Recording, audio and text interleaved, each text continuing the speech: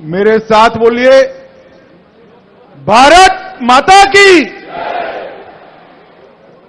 भाई 75 साल हो गए, ऐसी आवाज नहीं चलेगी।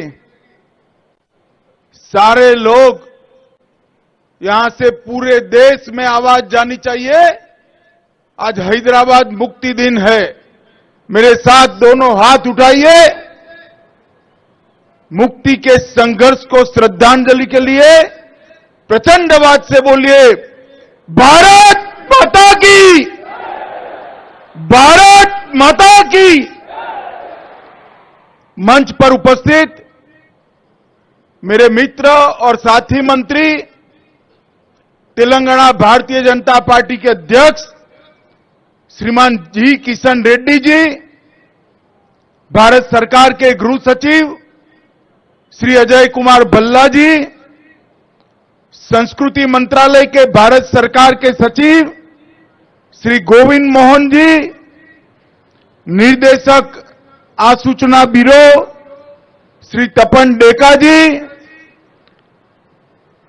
सीआरपीएफ के डीजी डॉक्टर सुजोय लाल थाउजन जी, एसएसबी की डीजी श्रीमती रश्मि शुक्ला जी, आज जिन्होंने शिस्तबद्ध और शौर्य से प्रेरित परेड का प्रदर्शन किया है, सीआरपीएफ और सीआईएसएफ के मेरे प्यारे जवान भाइयों बहनों, उपस्थित सभी पैरामिलिट्री फोर्सेस के परिवारजनों और तेलंगाना के प्यारे भाइयों बहनों, आप सभी को तेलंगाना मुक्ति दिन की मैं बहुत बहुत शुभकामनाएं देना चाहता हूं और बहुत बहुत बधाई देना चाहता हूं।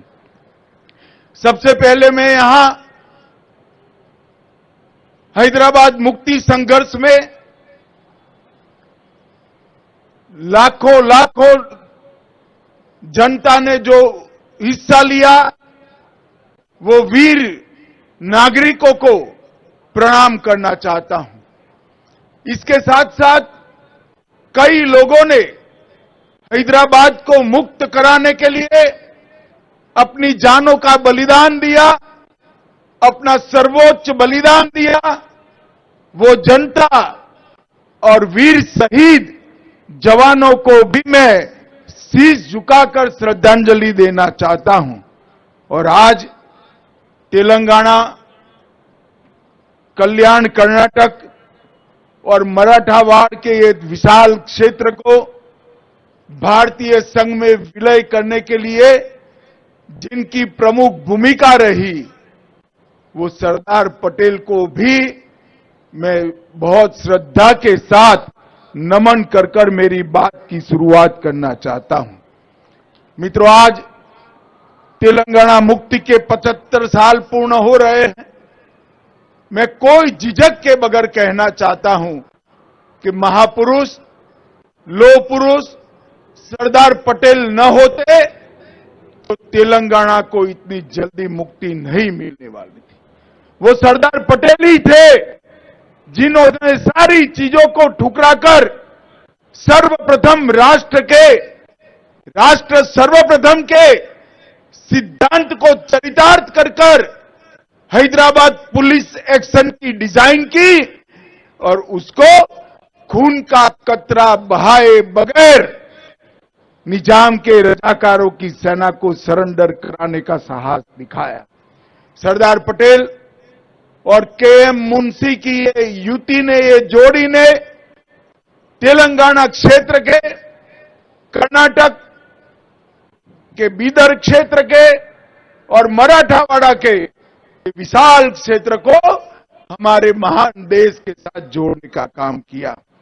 इसके साथ साथ तेलंगाना मुक्ति के लिए स्वामी रामतीर्थ, एस चेन्ना रेड्डी, नरसिम्हा राव, साईक बंदगी, केवी नरसिम्हा राव, विद्याधर गुरु, पंडित केशव कोरटकर और इसके साथ साथ अन्नाबेरी प्रभाकर राव, वर्दम येल्ला रेड्डी, रवि नारायण रेड्डी, बरुगुला रामकृष्ण राव, कल्लोजी नारायण राव, दिगंबर राव, वामनराव नाईक और श्री वाघमरे को भी मैं मन से श्रद्धांजलि देना चाहता हूं। मित्रों, अभी अभी देश ने अपनी आजादी का महोत्सव मनाया और आज तेलंगाना मुक्ति का दिन है। अंग्रेजों के गुलामी से मुक्ति के बाद, देश आजाद होने के बाद 399 दिन तक यहां पर क्रूर निजाम का शासन रहा और 399 दिन, 400 दिन समग्र तेलंगाना क्षेत्र की जनता के लिए नरक की यातनाओं से भी कठिन दिन थे। सरदार पटेल ने इस क्षेत्र की जनता की भावनाओं को सम्मान देते हुए 400वें दिन पर इस क्षेत्र को आजाद किया। कई संगठनों ने संघर्ष किया। आर्य समाज, हिंदू महासभा, उस्मानिया यूनिवर्सिटी में छेड़ा गया वंदे मातरम आंदोलन, बीदर क्षेत्र के किसानों द्वारा देते हुए 400वें दिन पर इस क्षेत्र को आजाद किया। कई संगठनों ने संघर्ष किया। आर्य समाज, हिंदू महासभा, उस्मानिया यूनिवर्सिटी में छेड़ा गया वंदे मातरम आंदोलन, बीदर क्षेत्र के किसानों द्वारा रचे गए लोक संघर्ष के गीत और आंदोलन और युवाओं ने साथ में मिलकर तेलंगाना मुक्ति का जो आंदोलन किया था उसको अंतिम स्वरूप देने का काम हमारे श्रद्धेय लौह पुरुष सरदार पटेल ने किया। मित्रों, जैसा किशन जी ने बताया, 75 साल तक देश की किसी सरकार ने इस महान दिन को, इसकी ऐतिहासिक स्मृति को हमारी युवा पीढ़ी को याद कराने के लिए कार्यक्रम की रचना नहीं की। तुष्टीकरण की नीति के कारण हमेशा वो डरते रहे और तेलंगाना मुक्ति दिन मनाने की सिलसिला नहीं शुरू हुआ। मैं देश के प्रधानमंत्री नरेंद्र मोदी जी को बहुत बहुत साधुवाद और बधाई देना चाहता हूं कि 17 सितंबर को गत वर्ष जब 75 साल हुए, उन्होंने एक नई परंपरा शुरू की। 17 सितंबर को सांस्कृतिक मंत्रालय तेलंगाना विमोचन दिन मनाएगा और वो महान शहीदों को श्रद्धांजलि देकर हमारे नई पीढ़ी को ये संघर्ष की याद दिलाएगा। मित्रों, इसके पीछे हमारे 3 उद्देश्य हैं। एक, नए पीढ़ी को, बालकों को, किशोरों को ये महान संघर्ष की याद दिलाना और देशभक्ति के संस्कार से सिंचित करना। दूसरा, उन शहीदों को श्रद्धांजलि देना जिन्होंने हैदराबाद मुक्ति के लिए काम किया। और तीसरा, अपने आप को राष्ट्र को पुनः समर्पित करना कि शहीदों ने जो स्वप्न देखे थे, इस प्रकार के राष्ट्र की निर्मित के लिए हम आगे बढ़े। आज यहां पर एसएसबी इब्राहिम पट्टन के पारिवारिक आवास का वर्चुअल शिलान्यास हुआ है। एसएसबी की फोर्स में काम करने वाले दक्षिण भारत के सारे जवानों के परिवारों के लिए एक नई शुरुआत है और मैं आशा करता हूं उससे परिवारजनों के जीवन में काफी सुलभता आएगी, सुगमता आएगी और सुविधा युक्त जीवन ये जी पाएंगे। आज यहां पर प्रसिद्ध पत्रकार और शहीद सोहिबुल्ला खान और रामजी गोंड दोनों की स्मृति में डाक टिकट भी जारी किए गए हैं और आज यहां दिव्यांग भाइयों और बहनों को भी बैटरी से चालित ट्राइसिकल का वितरण भी करने वाले हैं, क्योंकि आज हमारे प्रिय प्रधानमंत्री नरेंद्र मोदी जी का जन्मदिन है और उसको हम सेवा दिन के रूप में भी मनाते हैं। आज ही के दिन मोदी जी का जन्म हुआ और विगत 9 वर्षों में आजादी के लिए संघर्ष करने वाले हमारे आजादी के नेताओं ने जो स्वप्न देखे थे, वो भारत के निर्माण के लिए मोदी जी के नेतृत्व में देश बहुत आगे बढ़ चुका है। 11वें स्थान पर जो रही थी हमारी अर्थव्यवस्था, 2014 में वो आज 5वें स्थान पर आई। चंद्रयान पहुंचाने वाला भारत विश्व में चौथा देश बना है और G20 के माध्यम से भारत की संस्कृति, भारत की कला, भारत के खान पान, भारत की वेशभूषा, भाषाएं, ये सभी को विश्व के अंदर प्रसिद्ध करने का काम हमारे सम्माननीय प्रधानमंत्री ने किया है। इसके साथ साथ अफ्रीकन यूनियन को G20 में शामिल कर G20 को G21 में परिवर्तित करने का काम भी हमारे प्रधानमंत्री जी ने किया है।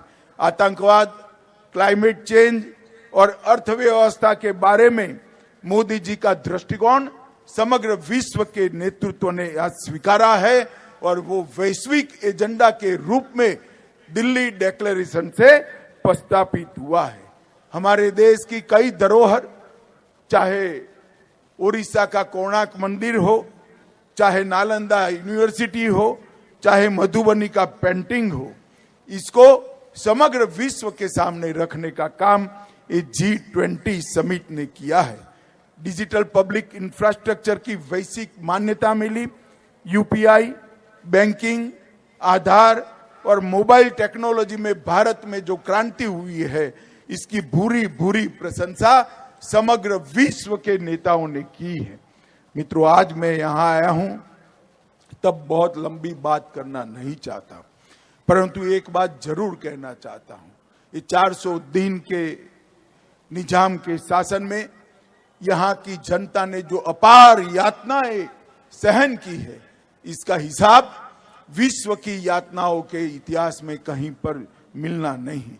इसीलिए सरदार पटेल ने कहा था, स्वतंत्र हैदराबाद भारत के पेट में कैंसर के समान है, उसका ऑपरेशन के बगैर और कोई रास्ता हो नहीं सकता। और इसलिए उन्होंने पुलिस एक्शन के माध्यम से हैदराबाद को स्वतंत्र करने का काम किया। बड़ी दुर्भाग्य की बात है, तेलंगाना की रचना के बाद भी तेलंगाना विमोचन दिन मनाने में वोट बैंक की पॉलिटिक्स के कारण ये पार्टियां जो संकोच कर रही है, मैं उनको कहना चाहता हूं, जो अपने देश के इतिहास से मुंह मोड़ लेते हैं, देश की जनता उनसे मुंह मोड़ लेती है। हमारे देश के इतिहास पर गौरव कर हमारे शहीदों के शहादत पर गौरव कर स्वतंत्र संग्राम के इतिहास पर गौरव कर ही हम इस देश और हैदराबाद को, तेलंगाना को आगे बढ़ा सकते हैं।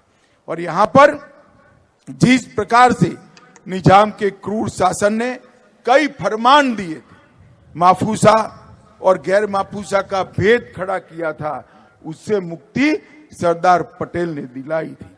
कई ऐसी घटनाएं हैं जिसके जिक्र से भी आज रोंगटे खड़े हो जाते हैं। मैं एक ही का उल्लेख करना चाहूंगा। परक्कल्ला तेलंगाना 2 सितंबर 1947, 1500 से ज्यादा लोग भारतीय तिरंगा फहराने के लिए परक्कल्ला कस्बे में एकत्रित हुए। निजाम की रजाकार फौज ने जनरल डायर की तरह गोलियां चलाने का आदेश किया। 150 लोग घायल हुए, कई लोग मारे गए। ऐसा निर्मम हत्याकांड मराठावाड़ा के परभणी के गुंडा गांव में भी हुआ और बीदर के पास घोरटा में भी हुआ। इस सभी से मुक्ति दिलाने का काम सरदार पटेल ने किया। KM मुंशी और सरदार पटेल, ये 2 देशभक्त नेताओं ने हैदराबाद मुक्ति का डिजाइन किया और उसको अंत तक लागू किया। और 10 अगस्त 1948 को सरदार पटेल ने कहा था कि हैदराबाद समस्या के समाधान का एक ही रास्ता है और वह है हैदराबाद का भारत में विलय, जिसको 17 सितंबर 1948 को उन्होंने सरेंडर किया और निजाम शरण में आए। मित्रों, आज मैं तेलंगाना राज्य की जनता को, कर्नाटक के कल्याण कर्नाटक की जनता को और मराठावाड़ के महाराष्ट्र की जनता को कहना चाहता हूं कि ये जो दिन है, ये दिन की स्मृति जो है, हमारा संघर्ष है, हमारे शहीदों का बलिदान है, उसको युगों युगों तक हम याद कर कर रखें, जिससे आने वाली पीढ़ियां इससे प्रेरणा ले और देश के विकास के लिए अपने आप को समर्पित करे। अंत में मैं फिर से एक बार सरदार वल्लभ भाई पटेल, के.एम. मुंशी और जिन जिन सभी महान आत्माओं ने देश के लिए, हैदराबाद मुक्ति के लिए बलिदान दिया, वो सबको प्रणाम कर कर मेरी वाणी को विराम देता हूं। मेरे साथ फिर से एक बार बोलिए, भारत माता की, भारत माता की।